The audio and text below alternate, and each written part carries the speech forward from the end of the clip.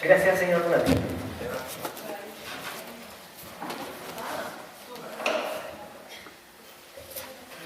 Bueno, solamente una pequeña información. Nosotros hicimos hace 3 años una investigación no sobre el Internet en general, ni sobre su uso en general, sino sobre su uso en flash mobs, es convocatorias muy rápidas que congregan multitudes.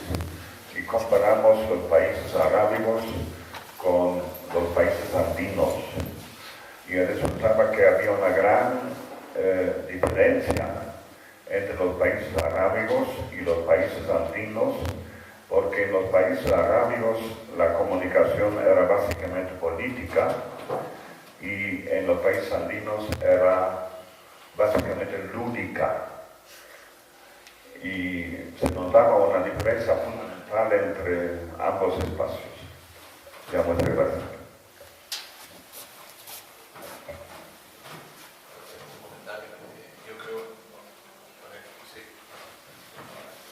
Sí, la verdad es que, bueno, sí, en mi caso, yo creo que también, seguro que aquí van a comentarte un poco, porque trata también más a nivel cultural de las personas, ¿no? En mi caso, a ver, probablemente se nota que en los países árabes hay problemas políticos, por lo que impacta sobre la reacción de la sociedad a través de los medios de comunicación que tienen a su disposición, que en este caso es el Internet, como estoy tratando, ¿no? En un principio mi idea, o sea, la herramienta que estoy desarrollando, porque la he desarrollado en gran parte, no pretende cambiar eso. Lo que pretende asegurar es que no haya una fuerza, una tercera o una entidad tercera que sea capaz de manipular. Yo no sé decirte hasta qué punto es muy probable, casi seguro, que por ejemplo en esos países hay una manipulación hacia una reacción política o en otros países hacia una reacción más lúdica. Es muy posible. No hay que engañarnos de que en muchos países latinoamericanos, también en Europa, ¿sí? Hay un interés en que la sociedad se concentre en el fútbol o en cosas lúdicas por razones políticas, para que no se les ponga, no sea subversiva la sociedad. El ejemplo está en el caso del Mundial, ¿no? Es decir, la sociedad brasileña no le gustó para nada. Se convocaron por medios sociales y también hubo bloqueos. No sé si hubo algún bloqueo. No sé. Algo puede haber durante unas cuantas horas, bloqueaban el Twitter o bloqueaban lo que sea, y excusaban diciendo que. Entonces, probablemente, si es que una estructura más distribuida se puede hacer, lo que podemos asegurar es que haya una evolución totalmente dependiente de la sociedad. Es decir, que no haya una fuerza tercera, tanto gubernamental, privada, lo que sea capaz de orientar esta sociedad. Entonces, por eso ahí entramos en el concepto de la teoría de enjambre, ¿no? Que es un poco muy cuadrado, digamos, considerar la sociedad como enjambre, pero la idea principal es que tener la libertad absoluta, sin ningún tipo de techo, en este caso que yo considero que es el cloud computing y el fog también, ningún techo, ninguna fuerza ajena a nosotros mismos como individuos. Bom, vou falar português, espero que compreenda. No Brasil, em junho do ano passado, houve muitas manifestações populares públicas. Al princípio, em São Paulo, onde habito, era para protestar contra o aumento de 20 centavos para as tarifas urbanas. Isto se engrandeció, se tornou muito largo, muito grande, e havia milhares de pessoas nas calles. Foi fenômeno midiático muito impressionante, já é objeto de estudo na comunicação. E isso também se reflexionou no Mundial, porque havia muitas pessoas que não queriam o Mundial, porque se gastou somas enormes de dinheiro para a construção ou reformação de los estádios, e há coisas muito mais fundamentais para serem corrigidas, como educação, hospitais e transporte também. Entonces, la comunicación, esos flash mobs, creo, en Brasil, que fue un fenómeno de todo el país, no solamente de São Paulo, Rio de Janeiro, Brasília, fue un fenómeno, con razones financeiras, pero aqui é um slogan, não é só por causa de 20 centavos, não é por causa de 20 centimos. Como se habla centavos? Centavos? Centimos, os falsos cognatos. Então, não sei, é um comentário solamente. Perguntas, sugerencias. Iba a comentar algo que, como comunicadores, estamos viendo que los grandes periódicos están en interacción con las redes sociales y cada vez más incorporan para su lugar institucional en la red, porque eso tenemos que pensar, la red no es como un todo, hay lugares institucionales y lugares más abiertos a trabajar, y los grandes periódicos ahora incluyen blogueiros, bloggers y la habla que se hace en las redes sociales, como en el caso que Bárbara comentaba. Luego, após los protestos, había libros digitales, comentarios, blogs, todo eso en la red, y caminando junto. Y estoy oyendo en muchos de los trabajos que tenemos que mirar a dónde las hablas son hechas. Muchas veces hay la concurrencia entre dos formas, una más institucionalizada y otra más descomprometida, como humorística o informal o privativa, y otra más seria, más comprometida, más institucionalizada. Y hoy día hay una planificación de eso todo en la que estamos viviendo este momento de incerteza y de límites a estudiar. ¿Más preguntas? ¿Quiere preguntar?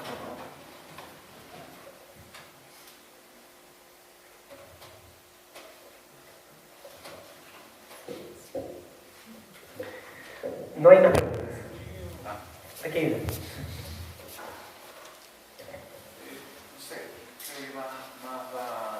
Señorita Bárbara, ¿cuál es, o bajo su óptica, es el límite entre la libertad y el libertinaje de expresión y cómo se asocia con el concepto de democracia? Habla más despacito, por favor.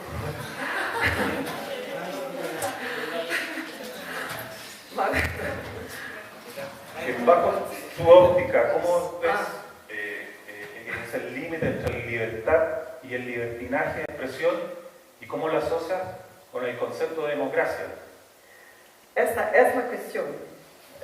No sé, creo que las personas pueden hablar lo que quieran, pero siempre hay personas que se sienten ofendidas y que tienen más recursos para impedir la fala de otros. Creo que en una democracia todos pueden hablar y se expresar, pero voy a usar otro concepto que para mí es muy rico y que no he hablado anteriormente, que es isegoría. O sea, todos en una democracia, esta es una buena definición de democracia, creo. Si hay isegoría, o sea, todos tienen las mismas condiciones para se expresar en todos los medios de comunicación. Y lo que pasa, por lo menos en Brasil, que tengo más seguridad para decir, es que apenas la clase más rica que tiene acceso a decir esto sí, esto no. Entonces, creo que la cuestión que me has colocado es la gran cuestión que no hay ainda una respuesta clara, confortable para todos.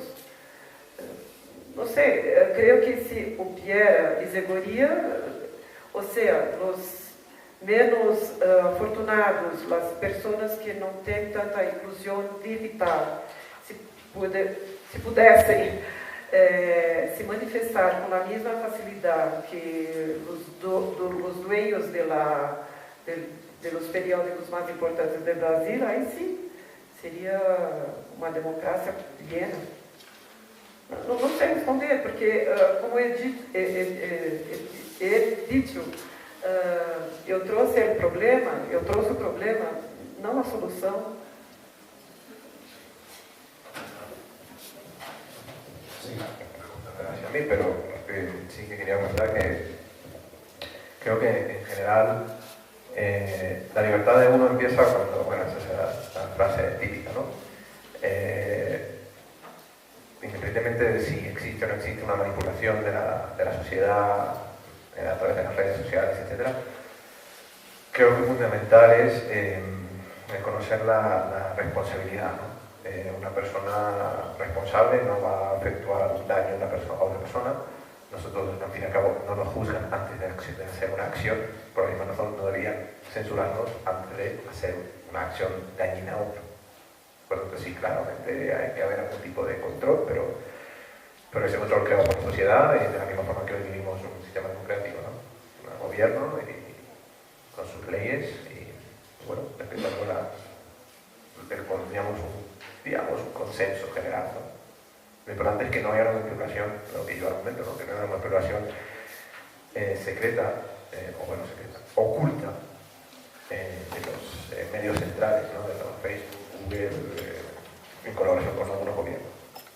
Y el tema de Flashmob es muy bonito porque, claro, yo creo que sí, a ver, en los países árabes hubo más, depende de la época. Ahora, por ejemplo, no creo que vean flashmobs de subversión, depende de dónde, claro, en Egipto, digamos. En una época había un interés por, digamos, derrocar un gobierno. Ese interés, honestamente, estuvo colaborado con el interés de un país que está al norte de este continente.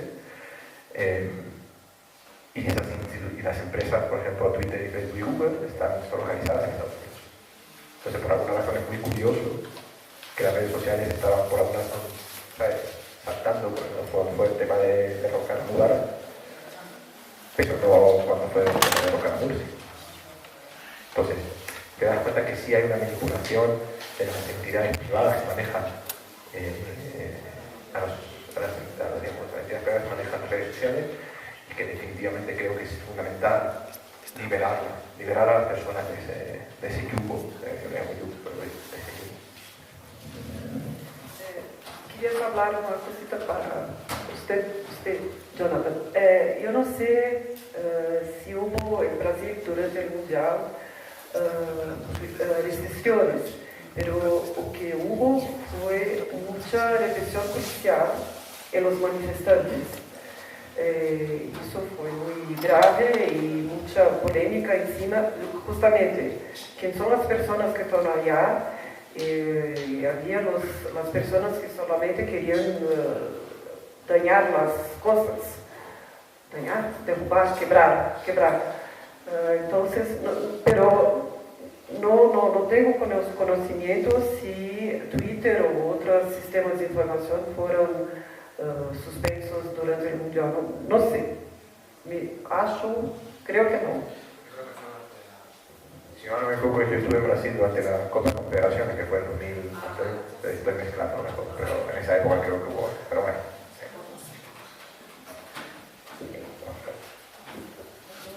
¿Me permito hacer una pregunta? A propósito del tema que me interesó mucho de la ponencia de Andrea, a propósito del silenciamiento de las organizaciones colectivas. Quisiera preguntarle a ambos, pero comienzo con Jonathan. Me gustaría que nos dijeras de qué modo es posible la creación de esos sistemas alternativos que mencionaste, ¿cierto? ¿Cuál sería la forma, la metodología de crear esos egoreinos, ¿no? Que puedan administrarlos desde un punto de vista, como tú dices, no sociotecnológico? Eso, básicamente. ¿Cuál sería la forma, el método para evitar estos problemas que mencionó Andrea? ¿Sí? ¿Cómo sería posible entonces la creación de estos sistemas alternativos? A ver, en un principio, creo que todo se basa en el aspecto de que, bueno, hay un mito bien distribuido en el Internet, de que el Internet es anarquista, ¿no? Anonymous suele gritar por la piratería y por el anarquismo absoluto de los medios de comunicación. Creo yo que siendo una herramienta, definitivamente sigue dependiendo de los medios, digamos, convencionales de la sociedad. Es decir, tú tienes una herramienta de poder, un altavoz en tus manos, en este caso sería ser un altavoz más, esa es la metodología, un altavoz más capaz, en este caso tecnológicamente sería almacenar la información, los contenidos que quieres distribuir, tanto vídeos, audios, libros, en tus instalaciones en tu casa, en móvil o en pendas específicamente diseñados para ello, y que cuando otra persona quiere conocer esa información, sí que usaría, y eso también ahora mismo estamos todavía en ese problema, por lo menos en mi investigación, en sistemas de indexación, es decir, como teleoperadoras. En una época, bueno, hasta hoy, cuando tú presionas tu teléfono y llamas a otra persona, pues buscas una lista. La idea es totalmente distribuir, hasta ahora no se puede totalmente distribuir, pero la idea básica es que en el momento de que tú buscas algo, vayas buscando cerca de ti, o si ya tienes una lista de personas conocidas, o hayas agregado personas a tu lista, entre comillas, roster, como en Facebook, por ejemplo, que no se limite solamente a ver sus fotos, sino se limite a ver todos los contenidos que una persona crea. Tiene sus problemas, no hay duda. Pero creo que es muchísimo más